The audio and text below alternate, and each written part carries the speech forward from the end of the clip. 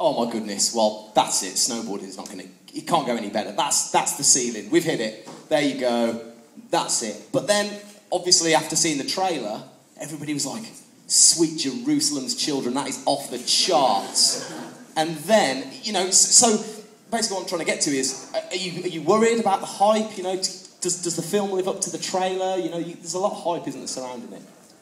Yeah, it was, you know, doing our first film, no one really knew what was coming, no one knew what to expect, and, you know, after doing the last movie and then taking a year off, and 2 more years, you know, 3 years lead up, we definitely knew there was going to be quite a bit of hype, but I think that we really thought that we could make something, you know, that was tighter from our last project. It really was... We loved the way it came together, but it rested on the laurels of a few things. It didn't have the full spectrum thing that we were headed for, and we really felt we could do a better job.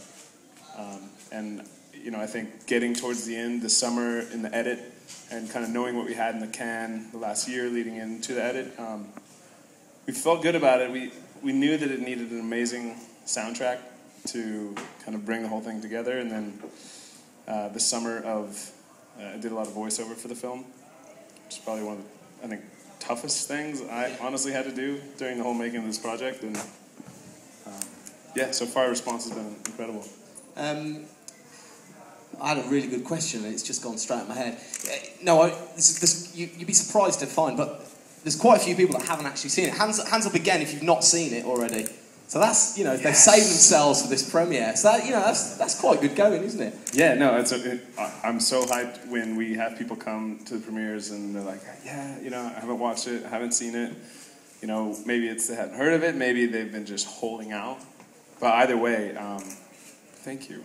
Yeah. Because we shot this thing to be seen on the big screen. Yeah. Absolutely. I mean, it looks great on the iPad, maybe even the iPhone, but...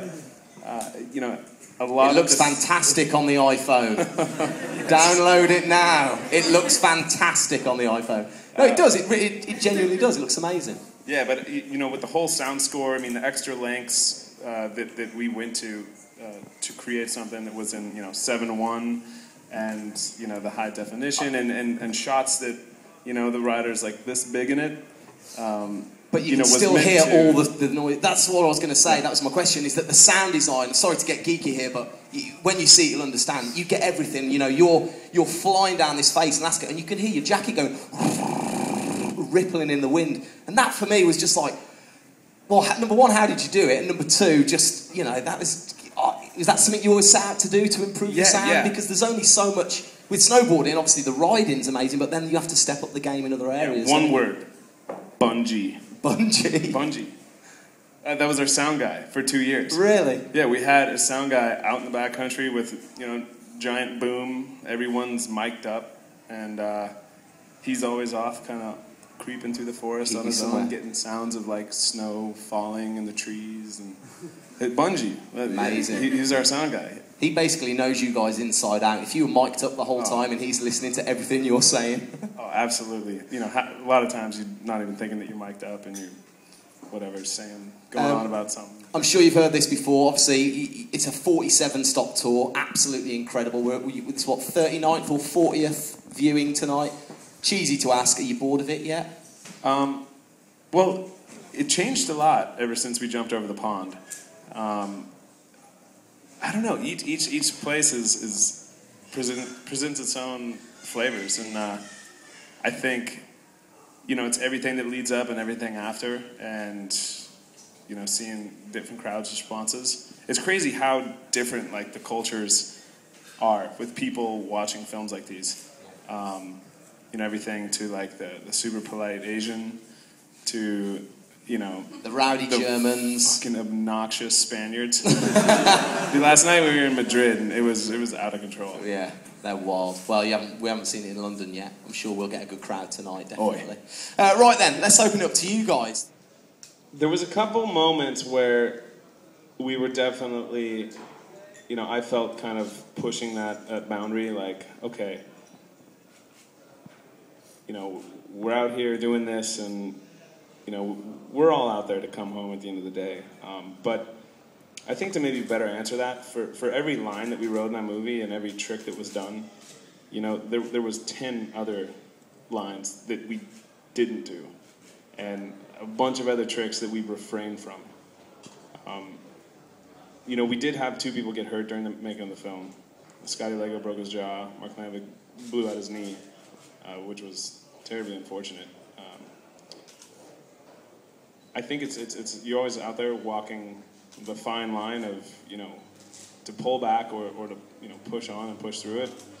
And, you know, the biggest thing I try to convey to any riders that came out and ride with us is, like, you know, there's a 10-person production crew and a lot of money is being spent, but like you have to just shut it all out. I mean, if you're not feeling something, like, do not on any accord. You have to ride for yourself, and I think that's kind of the theme that we try to play. When Scotty hurt himself, was everyone cool with leaving straight away, or did some people want to stay away? Yeah, no, we told him to sack it up. He was being a pussy, and that he needed to, no. We definitely got out right away. We all bounced. Kind of deflates the whole crew a little bit, doesn't it, when somebody gets... Yeah, absolutely. I mean, someone gets hurt. If it's a situation where that person can, like, hang out and is willing to, then, you know, maybe we would keep riding if it was something worth it. But, you know, Scotty's being a head injury, and, I mean, you see your mate and he's got a fucking crooked jaw, that's pretty serious. So we blazed out quick on that one. It's, as well, it's not like you're in the snowboard park and it's a 5-minute ride to the bottom, is it? You guys are... Yeah, he had about a 20-mile snowmobile ride out through some pretty hairy terrain. And well, listen, the guys that haven't seen it, you've got an absolute treat. Those of you that have seen it, well, you've got an even bigger treat because you get to witness it in full 4K beauty at the IMAX with 7.1 surround sound.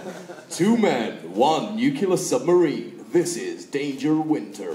I don't know where I was going with that. Ladies and gentlemen, absolute pleasure to have here Mr. Travis Rice. Thank you. Hey, if I might... Yeah, I was going to say, what's next for you? We're going to be doing this again at the cinema, but what's next for perfect. you? Well, I think I'd like to parlay having you guys actually here and present to tell you a little bit about a project that I've been working on for, well, about the last 4 years, really, since we did we did a contest in Jackson Hole called the Natural Selection 4 years ago that was really phenomenal. It was the kind of first real stab at creating a, you know, big mountain freestyle riding event, and it was amazing. It went off without a hitch, except for the fact we got too much snow. But it was still the kind of the beta version. I felt it was kind of like the mini disc, if you will. And Love the mini disc. it was so good. What happened? Epic. MP3. Fuck. So, anyways, we're working on our own MP3 format with the Red Bull Supernatural. It's a contest that will be held next February in British Columbia at Baldface Catskiing Lodge from the 2nd to the 9th of February. And essentially what it is it kind of comes out of this duality where right now in snowboarding you have this core youth that is incredibly talented, and what they're doing is amazing in slopestyle, park, I mean, X Games, heading into the Olympics. Everything that's going on there is amazing. And then you also have the superstars of snowboarding, you know, the Gees, the Nicholas Muellers, DCPs, Devin Walshes, these superstars that are very well-spoken, and there's not a lot of cross-pollination going on. And so really wanted to create an event that kind of leveled the playing field. And so essentially that's what we've set out to do. After a couple years looking, finally found the perfect place to do it. It's about a mile-long run. The top is incredibly steep. It gets probably the most consistent snowfall, I think, in the world, and that's why we chose this area. Went in last spring, marked out, flagged this whole course, hired 12 of British Columbia's most badass lumberjack team. And this spring, we went up and started working, and through the course of the summer, we built over 100 like really big features on this space. Built pillow lines, built 100-foot trannies to hit, and essentially essentially this winter, you know, we let it snow, and 2-3 meters of snow, and it's going to cake this whole run and make it straight out of a sci-fi novel. The most ultimate perfect fun park. It's going to be nuts. And about 2/3 of the way down, the run benches perfectly, and we'll be grooming the in-run and the flat, and basically building a 200-foot wide kicker into powder. And then the rest of the run... 200-foot wide cheese wedge right there, I think. No way. And then, you know, there's another 800 feet of vert with kind of more jib features, really. And we'll bring 18, maybe 20 of the world's best riders, and, you know, we'll have some young guns, you know, probably like the TTR 1 and 2, X Games slopestyle as a qualifier, along with these legends. And, you know, at the end of the day, try to, you know, I think create a new event that I hope to become the kind of the highest echelon of competitive snowboarding, you know? The art of flight of snowboard contests.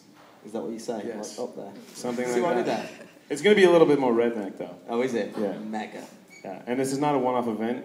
It's the first stab at it, but I hope, you know, in years to come, with Red Bull support, we're going to make this thing happen. Bring your snorkel.